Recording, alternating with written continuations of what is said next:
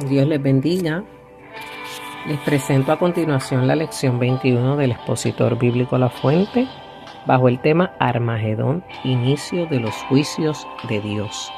El texto central va a estar ubicado en 2 de Tesalonicenses capítulo 2 y verso 7, que dice: porque ya está en acción el misterio de la iniquidad, solo que hay quien al presente lo detiene, hasta que él a su vez sea quitado de en medio. El pensamiento central nos dice: el encuentro de Cristo, Satanás y los suyos marcan el inicio del fin de la maldad sobre la creación de Dios. Las lecturas bíblicas van a estar en Isaías 63, versos del 2 al 6, Mateo 24, del 29 al 31, Apocalipsis 19, del 17 al 21. Hemos estado estudiando el libro de Apocalipsis, ¿verdad?, escrito por el apóstol Juan, y en esta lección en particular vamos a conocer el aspecto profético que marca todo lo relacionado a la actitud de Cristo en este encuentro contra el enemigo y los suyos. Vamos a conocer las señales que ocurrirán en cuanto a la naturaleza inmediatamente después de la tribulación, y vamos a asimilar la gran diferencia entre la cena de las bodas del Cordero con la cena prevista en Armagedón. Vamos a reflexionar acerca de la actitud del enemigo de estar en contra de lo divino hasta el fin de los tiempos. Y en esta lección vamos a estar disfrutando de lo que la palabra del Señor nos establece. La iglesia ya va a estar en el cielo. En este momento en que ocurre este capítulo, la iglesia está con el Señor. La esposa del Cordero está en sus bodas, un momento de suma alegría por su fidelidad, donde todo ha sido por el grande amor de Cristo y su inmensa misericordia. Mientras en el cielo hay regocijo, en los cielos, ¿verdad? En los cielos hay regocijo, en la tierra va a haber caos, va a haber gran tribulación, va a haber muchas cosas que están escritas en la palabra de Dios, y el pueblo de Israel va a tener un trato con el mismo Satanás a través del anticristo y el falso profeta. En 2 de Tesalonicenses capítulo 2 versos del 1 al 12 se presenta que ya está en preparación de parte del enemigo. Este hombre es un hecho y lo único que lo detiene es la iglesia. Nosotros vamos a ser arrebatados al cielo con el Señor. Así que, como veremos a través de otras lecciones, durante 7 años se está desarrollando lo que se conoce como la Gran Tribulación, y 3 años y medio de calma y bienestar para el mundo, pero en especial para el pueblo de Israel. Y se va a cumplir todo lo referente a la visión de las 70 semanas dadas por Dios al profeta Daniel en Daniel capítulo 9, versos del 20 al 27. En la primera etapa de la tribulación, el enemigo hace pacto con Israel. Tienen tiempo para adorar, se presenta como el verdadero Mesías, y todo es aparentemente eterna felicidad, donde ellos creen que ha llegado el reino profetizado, pero a la mitad de la tribulación se revela la realidad de Satanás hacia el pueblo de Dios, y esos 3 años y medio finales son los más terribles. Cuando ya el enemigo piensa que los va a destruir, es que se va a dar Armagedón. Como discutiremos en esta lección, va a haber un encuentro entre Cristo y Satanás con todos los que le siguen en ese momento, donde al final de la batalla el bien triunfa sobre el mal. Así que debemos reflexionar sobre nuestro lugar como parte de la iglesia. No hay nada que temer, ya que nosotros no pasaremos por el Armagedón, pero tenemos que ser fieles hasta la muerte o hasta que Él venga por nosotros, porque de otra manera pasaremos por los mismos estragos que le esperan a Israel y a todos los que lamentablemente se queden por no haber aceptado a Cristo como su Salvador. Por lo tanto, reflexionemos en cuanto a nuestra vida en el Señor. Cantaban las hermanitas Rivera un himno que decía: si yo hubiera obedecido la palabra de mi Dios, no estuviera aquí sufriendo tanto tormento, tanto dolor. Así se lamentarán en su agonía y en su clamor. Así que debemos estar preparados para que cuando suene la trompeta nos podamos ir con el Señor. La primera parte de esta lección está en Isaías 63, versos del 2 al 6. En esta porción de la palabra nos habla de que luchó solo, ¿verdad? Dice el tema de esta temática. Y esta es una de las porciones que aparece en el Antiguo Testamento alusivas a lo relacionado con lo que Cristo le hará a Satanás y sus seguidores en esta gran batalla. Con este encuentro se inicia lo denominado como el Día de la Venganza de Dios, al mismo tiempo y la redención de Israel. En estos versos se cumple lo que dicen las escrituras. Nuestro Dios es fuego consumidor en Hebreos 10, 26, 27. Muchos solamente presentan la parte de lo amoroso de nuestro Señor, pero Dios es un Dios de justicia, un Dios justo, un Dios que revela su santidad y su justicia a través de su poder. Así que en esta sección hay algo bien relevante y bien interesante. Comienza la escritura diciendo: ¿quién es este que viene de Edom en el verso 1? De Bosra, con vestidos rojos. Este hermoso en su vestido que marcha en la grandeza de su poder. Yo, el que habito en justicia, grande en salvar. Fíjese que la lección no nos da el verso 1, pero es importante mencionarlo, ¿verdad? Este ser que viene con su vestimenta ensangrentada, no viene bañado en su sangre, sino en la sangre de aquellos que no hicieron su voluntad. Viene de Edom. ¿Qué significa Edom? Edom eran los descendientes de Saúl, de Esaú, y Esaú era conocido como rojo, significaba su nombre rojo. Los edomitas desechan el pacto de Dios, desechan la primogenitura. Esaú vende su primogenitura a su hermano Jacob y por consiguiente se convierten y se constituyen en enemigos de sus hermanos. Así que de ahí es que viene la palabra rojo. Esaú era rojo, los edomitas eran rojos, los cuales se gozaban de cada situación adversa del pueblo de Israel. Eso está en Génesis 25, 23. Así que viene de Bosra, la ciudad de Edom, y tanto el pueblo como la ciudad representan a Satanás y los suyos, que han atormentado al remanente fiel de Israel a través de estos 3 años finales de la verdadera gran tribulación.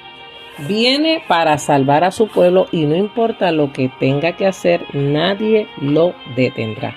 ¿Por qué es rojo su vestido? Dice el verso 2.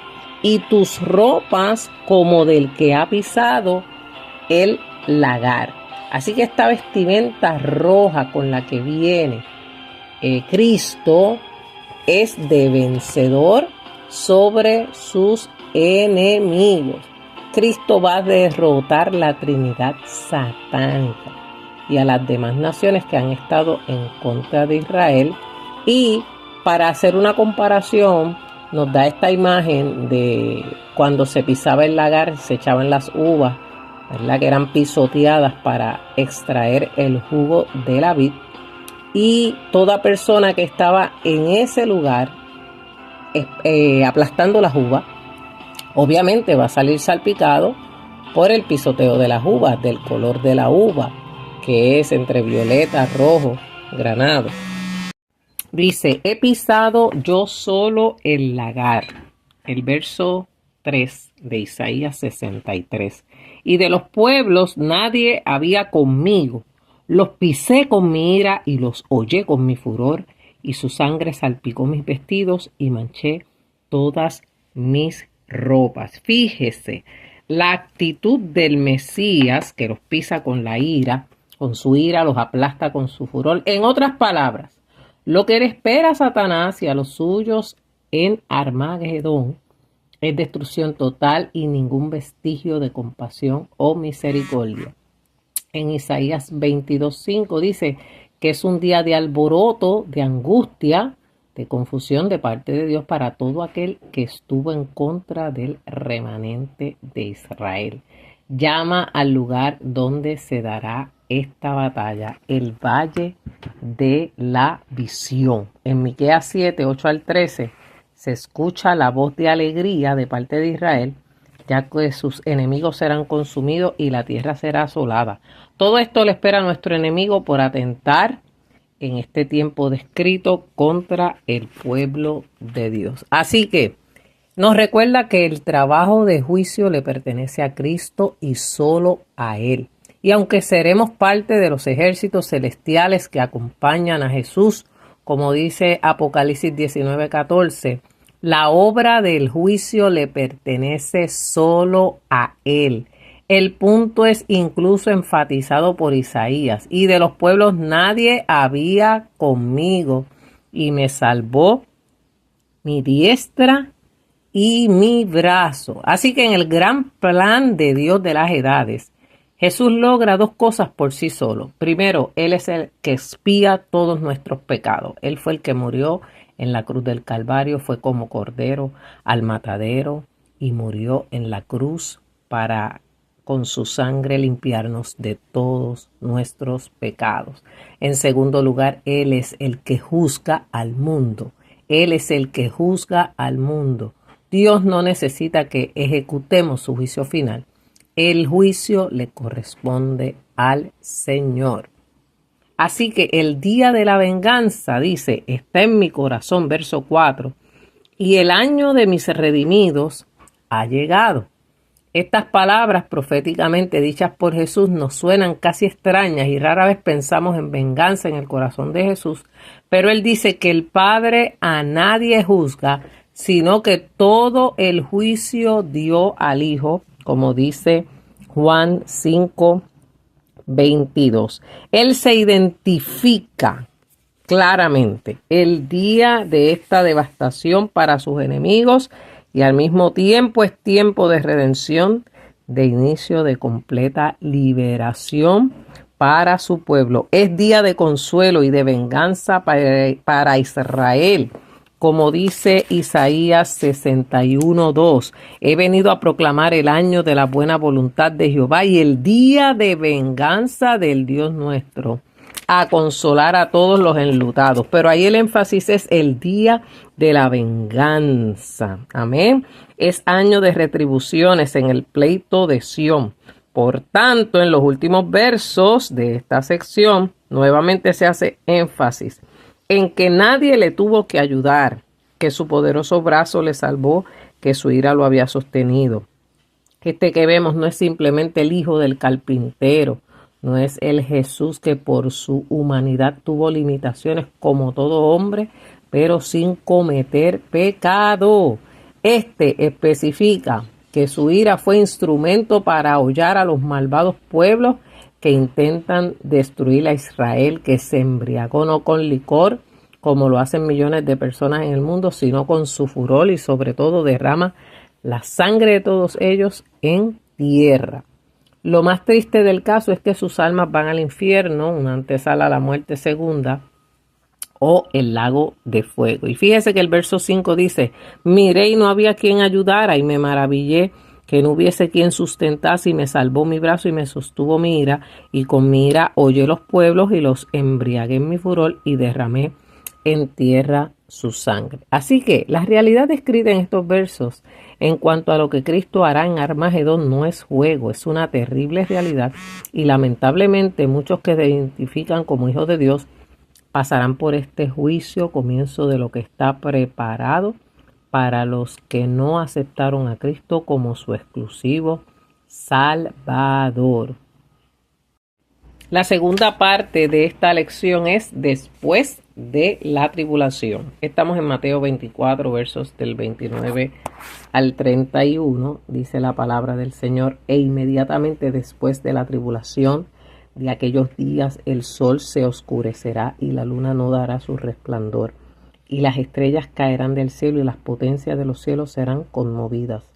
Entonces aparecerá la señal del Hijo del Hombre en el cielo, y entonces lamentarán todas las tribus de la tierra, y verán al Hijo del Hombre viniendo sobre las nubes del cielo con poder y gran gloria. Y enviará sus ángeles con gran voz de trompeta y juntará a sus escogidos de los cuatro vientos desde un extremo del cielo hasta el otro. Como se ha descrito, ¿verdad?, en las lecciones anteriores, el capítulo 24 de Mateo es un mensaje profético de todo lo que tiene que ocurrir para que entonces venga el fin. A raíz de la interrogante de parte de los discípulos sobre cuándo acontecería lo presentado por el maestro, es que se ofrece este escrito, ¿verdad?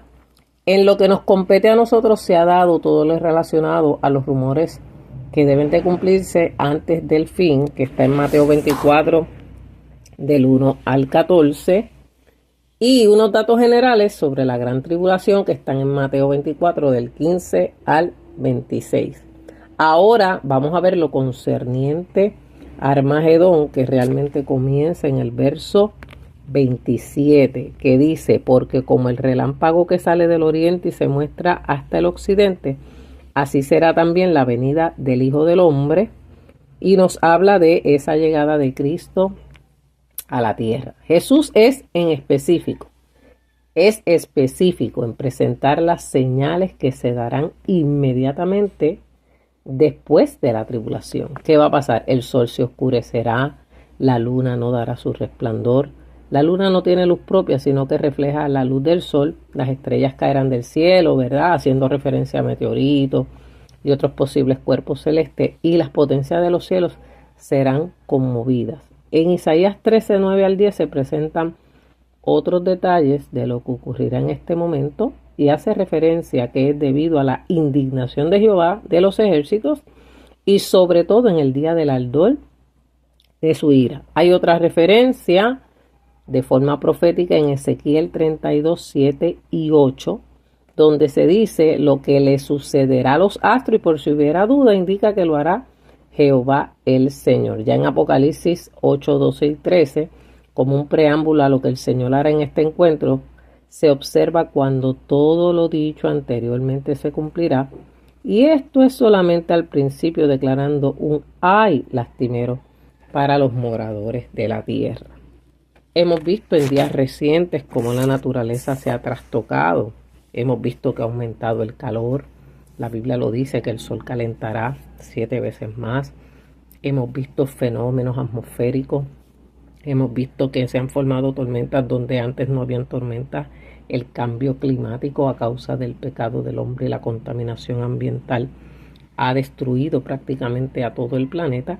Y sabemos que la Biblia dice que la naturaleza gime aún, esperando la redención de nuestro Señor Jesucristo. Así que toda la naturaleza nos habla de la presencia de Dios. Toda la naturaleza nos anuncia los eventos que han de ocurrir en este mundo. Vendrán terremotos, habrá situaciones en los aires, rumores de guerra como los que hemos visto recientemente, pero la Biblia dice que aún no es el fin. Se levantará nación contra nación y reino contra reino y terremotos en diferentes lugares, y esto será principio de dolores. En Hechos 1, 8 al 11 se presenta la ascensión de Jesús, donde un grupo considerado de personas fueron testigos de tal evento.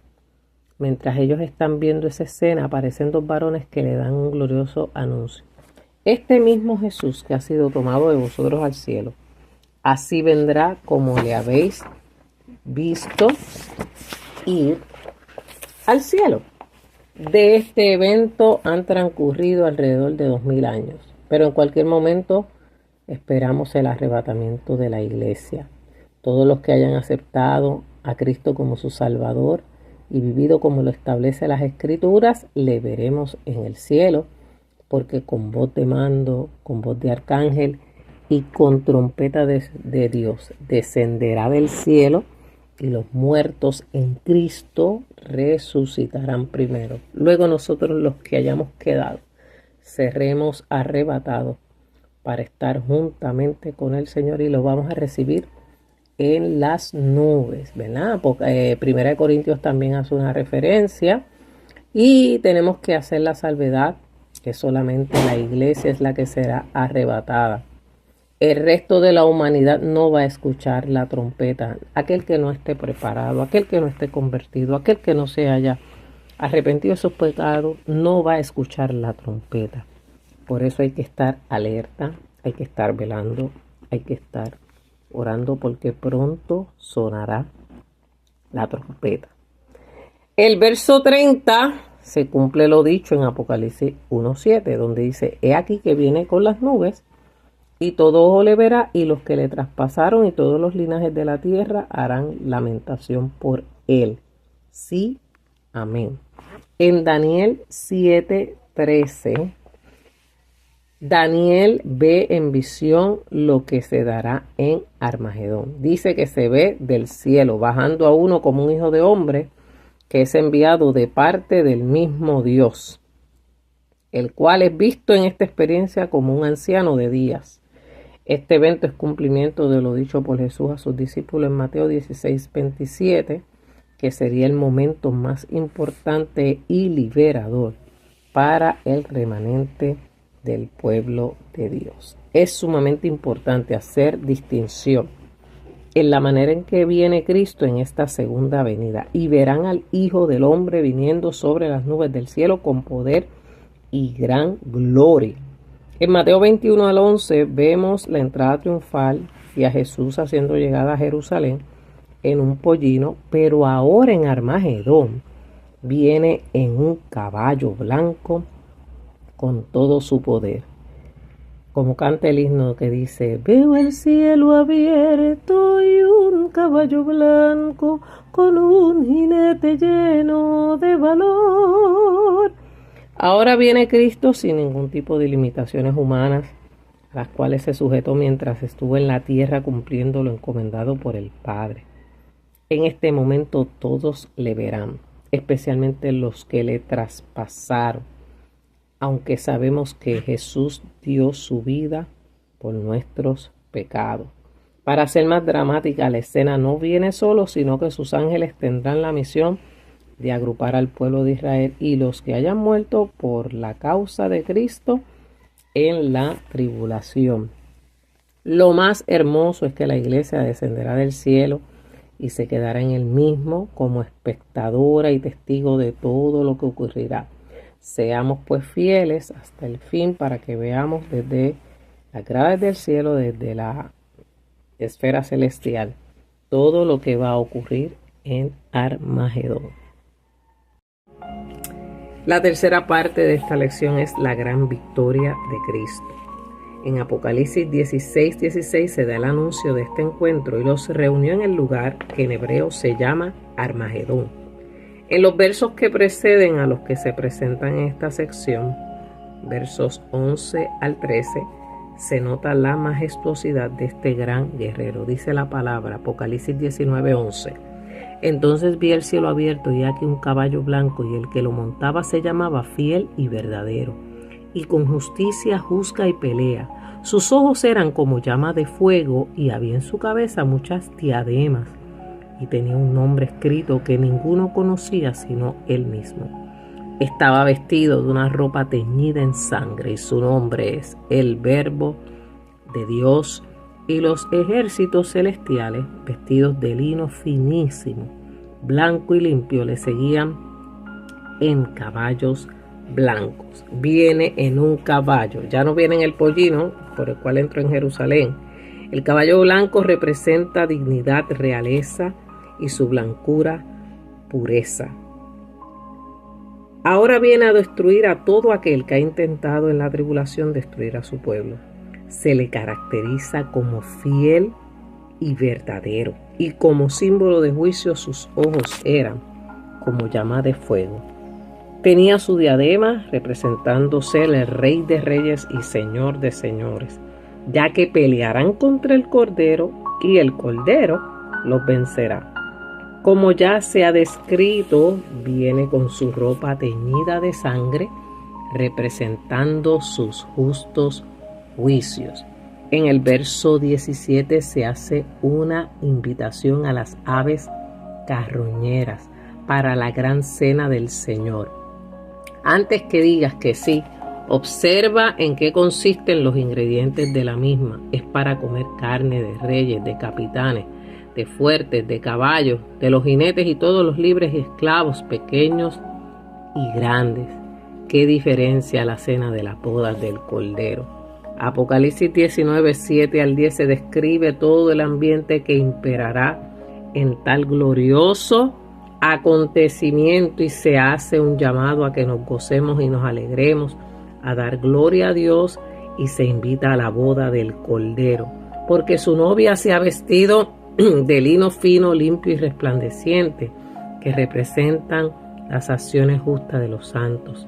Se sigue diciendo que es una bienaventuranza para todo aquel que es llamado a la cena de las bodas del Cordero. Es una ilustración muy distinta a la que se verá en el momento inicial de esta batalla. En el verso 19 se presenta a la bestia, dice el verso 19, y vi a la bestia, a los reyes de la tierra y a sus ejércitos reunidos para guerrear contra el que montaba el caballo y contra su ejército. Con este encuentro comienza lo que llaman el día de Jehová y termina con el cielo nuevo y la tierra nueva, según lo describe Isaías 65, del 17 al 19, segunda de Pedro 3:13, Apocalipsis 21:1. Satanás, usando al anticristo como jefe, le hace frente al Mesías. Satanás ha logrado reunir reyes de la tierra con sus ejércitos para que les respalden en tal enfrentamiento. Aunque todos crean que lo que hacen es por voluntad propia, todo esto es plan de Dios a fin de ejecutar sus juicios a todos ellos y que el remanente de Israel reconozca de una vez por todas a su Mesías, el cual han rechazado por siglos. El comienzo de esta victoria no se da en estos momentos, su inicio fue en la cruz del Calvario y solamente lo que aquí se hace es el cumplimiento de tal evento. Continúa el verso diciendo que Cristo no viene solo, sino que un gran ejército le acompaña. Entendemos que se divide en su amada novia, la iglesia, y millones de ángeles que posiblemente tendrán alguna misión en particular. Como se dijo en la primera sección, Él luchó solo contra el enemigo y no pondrá en peligro a ninguno de los suyos. Él será autosuficiente para vencer a la Trinidad satánica y todos sus colaboradores. Hermanos, vamos a ser testigos de lo que Cristo hará como preámbulo al inicio de los juicios para colocar de una vez para siempre todo en su perfecto lugar. Y fíjese que Armagedón se va a dar en el valle de Megido, es el antiguo monte y valle de Megido al oeste de Jordán, en el valle de Jezreel, entre Samaria y Galilea. Armagedón es el lugar señalado por Dios donde Cristo descenderá a la tierra en gloria y destruirá los ejércitos de la bestia y del falso profeta y asimismo todas las demás fuerzas militares que hayan venido contra la bestia en su ataque a Palestina del lejano oriente. La batalla es un cumplimiento de la profecía de la piedra destructora de Daniel capítulo 2 y verso 35. El día de Jehová es el periodo en que Dios interviene abiertamente en los asuntos de los hombres para juicio y para bendición. Comenzará con el arrebatamiento de la iglesia y terminará con la purificación de los cielos y la tierra antes de la creación de los nuevos cielos y la nueva tierra. Gloria a Dios, qué hermoso momento, ¿verdad? Así que esta es una invitación para que, si todavía no te has convertido al Señor o si tu vida no está bien delante del Señor, vengas a Él, te aceptes en tu corazón y te prepares para el gran momento de su venida. Cristo está a las puertas, los eventos nos están gritando, ya todo está cumplido, pero no ocurrirá nada sin que el Señor lo permita. No se manifestará el anticristo hasta que la iglesia sea arrebatada. No tengamos miedo de una tercera guerra mundial, porque esta es la tercera guerra mundial, Armagedón, y no se va a dar hasta que Cristo venga. Así que, amados hermanos, afirmémonos en el Señor, clamemos a Dios, tengamos paciencia hasta la venida del Señor y velemos y oremos con temor y temblor, porque Cristo viene ya. Dios les bendiga.